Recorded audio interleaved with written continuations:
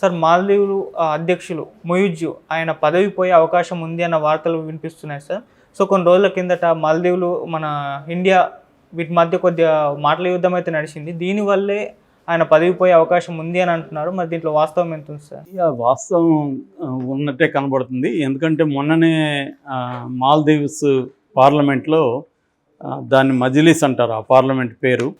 So ఆ పార్లమెంట్లో ఎంపీలు ముష్టిఘాతాలు కొట్టుకున్నారు, కింద పడిపోయారు. స్పీకర్ దగ్గరికి వెళ్ళి బోరులో ఆయన చెవుల్లో పెట్టి ఊదారు. ఇవన్నీ డ్రామా సీన్లు వీడియోలో బయటకు వచ్చాయి. అవును. అంటే ఇదేంటంటే మాల్దీవ్స్లో పరిస్థితి ఏంటంటే, మాల్దీవ్స్లో గత ప్రభుత్వం దాన్ని ఎండిపి అంటారు, Maldivian democratic party and Democrats, వీళ్ళిద్దరూ కలిసి గతంలో అధికారంలో ఉన్నారు. అధికారంలో ఉన్నప్పుడు వాళ్ళు ఇండియా ఫస్ట్ అనే ఒక పాలసీ పెట్టుకునింది మాల్దీవ్స్. ఇండియా అంటే వాళ్ళ దౌత్య పరమైన అంశాల్లో ఇండియా నెంబర్ 1 అని వాళ్ళకి. అట్లాగే మనకు కూడా నేబర్స్ ఫస్ట్ అనే ఒక పాలసీ ఉంది ఇండియాకు కూడా. ఎందుకంటే మనకి స్ట్రాటజిక్గా శ్రీలంక కానీ, నేపాల్ కానీ, మాల్దీవ్స్ కానీ ఇంపార్టెంట్ ప్లేసెస్ అన్నమాట. సో అందుకని అవి చిన్న దేశాలు అయినప్పటికీ కూడా ఆ దేశాలకి చాలా ఇంపార్టెన్స్ ఇచ్చి ఇండియా డిప్లొమాటిక్ దీంట్లో జియో పాలిటిక్స్లో చాలా ఇంపార్టెన్స్ ఇస్తూ ఉంది. అలాగా మాల్దీవ్స్ కూడా ఇండియా ఫస్ట్ అనే పాలసీని మొన్నటి వరకు పెట్టుకొని ఉంది. అందుకని వాళ్ళ దేశానికి సంబంధించిన అనేక విషయాల్లో, అంటే కరోనా టైంలో కానీ, అంతకుముందు తిరుగుబాటు జరిగినప్పుడు మన సైన్యాన్ని పంపించడం, తర్వాత వాళ్ళకి ఈవెన్ తాగునీరుకి సంబంధించిన దాని ఏమంటారు, ఉప్పు నీటిని మంచినీటిగా మార్చే శాలినేషన్ ప్రాజెక్ట్ అంటారు, దాన్ని కూడా డబ్బులు మనోళ్ళే ఇచ్చారు. అట్లాగే అక్కడ హెలికాప్టర్ ఉంది, దాదాపు 88 మంది అక్కడ మన సైన్యం ఉన్నారు, రాడార్ వ్యవస్థ ఉంది. చివరికి వాళ్ళు ఎయిర్పోర్ట్ వేయడానికి అన్నిటికి కూడా మన వాళ్ళు అక్కడ హెల్ప్ చేస్తున్నారు ఇండియా. ఇంకొక అంశం ఏంటంటే, అక్కడ టూరిజం ప్రధానంగా ఇండియన్స్ మీద డిపెండ్ అయింది. ఇండియన్ టూరిస్టులు వాళ్ళ మీద, వాళ్ళ దేశానికి ఎక్కువ వెళ్తున్నారు. మొన్నటి వరకు కూడా టాప్లో ఇండియన్ టూరిస్టులు ఉన్నారు. ఎందుకంటే వాళ్ళ ఎకనామీ ప్రధానంగా టూరిజం మీద డిపెండ్ అయింది. దాదాపు 30కి పైన దీవులు ఉన్నారు. ఆ దీవుల వల్లనే వాళ్ళకి మాల్దీవ్స్ అని పేరు వచ్చింది. అంటే మాలే దీవులు, మాల్దీవ్స్ అనే అనమాట. సో అవన్నీ కూడా ఎక్కువ భాగం మ్యాన్మేడ్ దీవులు. అవి నేచురల్గా ఏర్పడినవి కొన్ని ఉంటే, మ్యాన్మేడ్ దీవులు ఉన్నాయి. వాటిని టూరిజానికి అనుకూలంగా అక్కడ వాళ్ళు చాలా కాలం పాటు శ్రమ కూర్చి చేశారు. సో వాళ్ళ పాపులేషన్ 5.5 లక్షలు అయితే టూరిస్టులు 17 లక్షల పైన పర్ ఇయర్ అక్కడికి వెళ్తారనమాట. సో అందువల్ల వాళ్ళకి ఫారిన్ కరెన్సీలో నుంచి ఎకనామీ బాగుంది. సో ఇలాంటి కాంటెక్స్ట్లో ఈ మధ్య ఏమైందంటే, దాని తర్వాత మాల్దీవియన్ డెమోక్రటిక్ పార్టీ ఒకటి, అట్లాగే progressive party of Maldives and people's national congress, ఈ 2 పార్టీల కూటమి భారత్కి వ్యతిరేకం ఉన్నట్టు. వీళ్ళు కొద్దిగా ఫండమెంటలిస్టులు అని చెప్పొచ్చు. అది ముస్లిం దేశము. రెండోది ఇక్కడ ఏమైందంటే, ఇజ్రాయిల్ అక్టోబర్ నుంచి పాలస్తీనా మీద, ముఖ్యంగా గాజా మీద దాడులు జరిపి దాదాపు 25,000 నుంచి 30,000 మంది వరకు అక్కడ సామాన్య పౌరుల్ని ఓచుకోసి చంపేస్తుంది. దీనివల్ల ప్రపంచవ్యాప్తంగా ఉన్న ముస్లిం కంట్రీస్లో తీవ్ర వ్యతిరేకత ఇజ్రాయెల్ పట్ల, అమెరికా పట్ల, ఇజ్రాయెల్ని సపోర్ట్ చేసే దేశాల పట్ల పెరిగింది. ఆ కాంటెక్స్లో ఇండియా పట్ల కూడా కొంత వ్యతిరేకత ఉంది. ఎందుకంటే ఇండియా కూడా ఇజ్రాయెల్కి పొరుగుగానే ఉంది. కొంతవరకు వీళ్ళకి కూడా సహాయ సహకారాలు అందిస్తుంది. గాజాకి మనోళ్ళు సహాయం కూడా చేశారు. మెడికల్ కిట్స్, మెడికల్ ట్యాబ్లెట్స్ ఇలాంటివంతా కూడా పంపించారు, మానవతా సాయం చేస్తున్నారు. అయినప్పటికీ కూడా మొగ్గు చూస్తున్నప్పుడు ఇజ్రాయెల్ వైపే మన దేశం మొగ్గు కనబడుతుంది. ఎందుకంటే మోడీ గాని సీరియస్గా అనుకుంటే ఇజ్రాయెల్ని కంట్రోల్ చేయగలడు, గట్టిగా ఖండించట్లేదు అన్న అభిప్రాయం ఈ అరబ్ ప్రపంచంలో ఉంది. సో దీనివల్ల కొన్ని దేశాల్లో ఏంటంటే ఇండియా మీద కూడా వ్యతిరేకత పెరిగింది. సో ఆ కాంటెక్స్ట్లో మాల్దీవ్స్లో కూడా నేను చెప్పిన ఈ ప్రోగ్రెసివ్ పార్టీ ఆఫ్ మాల్దీవ్స్ కానీ, పీపుల్స్ నేషనల్ కాంగ్రెస్ పార్టీలు కానీ, ఈ 2 పార్టీలు అవుట్ ఇండియా అనే ఒక ప్రోగ్రామ్ని తీసుకున్నాయి. ఇండియాని మాల్దీవ్స్ నుంచి పంపించేయాలి. ఎందుకంటే మాల్దీవ్స్లో ఇండియా సైన్యం ఉంది, హెలికాప్టర్ ఉంది, మిగతా రాడార్ వ్యవస్థ ఇవన్నీ ఉన్నాయి.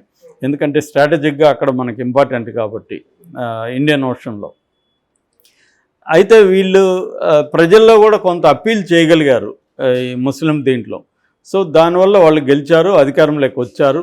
వచ్చిన తర్వాత కూడా మనం గొడవలు మనం ఆల్రెడీ చెప్పుకున్నాం. 3 మినిస్టర్లు ఇండియాకి వ్యతిరేకంగా, మోడీకి వ్యతిరేకంగా కామెంట్లు పెట్టడం, పోస్టులు చేయడం, దాంతో బాయ్కాట్ మాల్దీవ్స్ అని పెద్ద పిలుపు వచ్చింది ఇండియా నుంచి. దాంతో మన ట్రావెలర్స్ ఆగిపోవడం, ఫ్లైట్లు ఛార్జీలు, flight tickets plus hotel bookings cancel, 5,000కి పైన క్యాన్సిల్ అయినాయి. ఆ ఈజీ ట్రిప్ వాళ్ళు కూడా కంప్లీట్గా బాయ్కాట్ చేసి ఆపేశారు. దాంతో వాళ్ళకు ఉన్న ట్రావెల్ దీన్ని పడిపోయింది. ఇండియా 5వ ప్లేస్కి వెళ్ళిపోయింది ఇప్పుడు ట్రావెల్ దీంట్లో కంట్రీస్లో. అంటే దానికంటే కూడా చైనా ఇప్పుడు 3వ ప్లేస్కి వెళ్ళింది. సో యూకే, చైనా, రష్యా ఈ దేశాలు ప్రధానంగా అక్కడికి వెళ్తున్నాయి. సో ఆ మేరకు అక్కడ ఎకనామీ కూడా దెబ్బతినిందని చెప్తున్నారు. సో దానివల్ల ఏమైందంటే పార్లమెంట్లో వీళ్ళకి నెగిటివ్గా ఇదైంది. పార్లమెంట్లో వీళ్ళకి అంత భయంకరమైన బలమేమీ లేదు, ఏదో నామినల్గా గెలిచారు వీళ్ళు. సో ఇప్పుడు మొన్న ముష్టిఘాతాల ఇది కూడా ఏంటంటే 3 కొత్తగా క్యాబినెట్లోకి తీసుకుంటుంటే వాళ్ళని ప్రతిపక్షాలు వ్యతిరేకిస్తున్నాయి. సో ఆ ప్రతిపక్షాలే మొన్న గొడవలకు దిగారు. సో ఇప్పుడు ప్రతిపక్షాలన్నీ కలిపి మహమ్మద్ ముయిజ్జు ప్రెసిడెంట్ మీద ఇంపీచ్మెంట్ మోషన్ అంటారు, అంటే అభిశంసన తీర్మానం.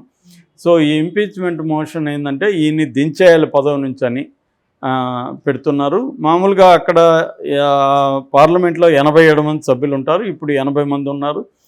80లో 54 మంది కానీ పెట్టగలిగితే అది చర్చకు వస్తుంది. ఈ వీళ్ళకి 56 మంది ఉన్నారు ప్రతిపక్షాలకు అని చెప్తున్నారు. ఆ యాంగిల్లో కానీ ఇప్పుడు వాళ్ళు కానీ పెట్టగలిగితే అప్పుడు ఈ తీర్మానం నెగ్గి ఈయన పదవి ఊడే అవకాశం అయితే కనిపిస్తుంది ముయిజ్జుది. ఆయన పదవి పోతే ఉప అధ్యక్షుడు అవుతాడనమాట. అంటే వైస్ ప్రెసిడెంట్ అవుతాడు. ఈయన దిగిపోవాల్సి వస్తుంది. అంటే ఓవరాల్గా ఈ మోడీ ఎఫెక్ట్ అనే చెప్పుకోవాలి. మోడీ ఎఫెక్ట్ చివరికి అతని పదవికే ఎసురు పెట్టిందని చెప్పుకోవచ్చు ముయిజ్జుది. అంటే ఒక పెద్ద దేశంతో పెట్టుకుంటే ఎలా ఉంటుంది అనేది వాళ్ళకి ఇప్పుడు తెలిసి వచ్చింది. అంటే ఆర్థిక వ్యవస్థ అవన్నీ కూడా చైనా ఎంతో కొంత సపోర్ట్ చేస్తుంది. ట్రావెలర్స్ కూడా చైనాలో గతంలో 30,000 అలాగ వస్తే ఈ ఇయర్ 50,000 వచ్చారని చెప్తున్నారు. కొంత ఎంకరేజ్ చేస్తుంది. మొన్న ఎయిర్పోర్ట్ కట్టడానికి, రోడ్లు వేయడానికి కూడా చైనా డబ్బులు ఇచ్చింది. అట్లాగే చైనా షిప్పు ఒకటి అక్కడ వెళ్ళి టెస్ట్ వేసింది, అది కూడా గూఢాచార నౌక అని చెప్తున్నారు.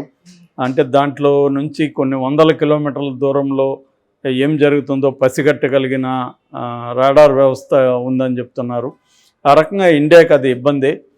ఏదేమైనా ఈ ప్రెసిడెంట్ దిగిపోతే కొంత మళ్ళీ ఇండియాకి కొంత అక్కడ అనుకూలమైన వర్గం అధికారంలోకి వచ్చే అవకాశం ఉంది అనేది చెప్తున్నారు. దీన్ని ఏం జరుగుతుందని చూడాలి. ఏదేమైనా మోడీ మొత్తంగా కూడా మోడీకి ఉన్న క్రెడిట్స్లో ఒకటి ఏంటంటే విదేశీ వ్యవహారాల్లో మోడీ ప్రభుత్వం చాలా బాగా వ్యవహరిస్తుంది అనేది చెప్తున్నారు. ఈ విషయంలో కూడా ఎక్కడ కూడా మోడీ ప్రభుత్వం వాళ్ళ మీద నెగిటివ్గా కానీ ఎక్కడ కామెంట్ చేయలేదు. ఓన్లీ మన సిటిజన్స్ చేశారు తప్ప ప్రభుత్వం సమయంతో ఉంది. అట్లాగే యెమెన్ విషయంలో కూడా నేను గతంలో కూడా చెప్పాను. అట్లాగే ఆ మధ్య సోమాలియాలో జరిగినప్పుడు కూడా. సో వివిధ దేశాల్లో ఇష్యూస్ ఉన్నప్పుడు మోడీ ప్రభుత్వం చాలా మెచ్యూర్డ్గా బ్యాలెన్స్గా వ్యవహరిస్తూ ఉంది.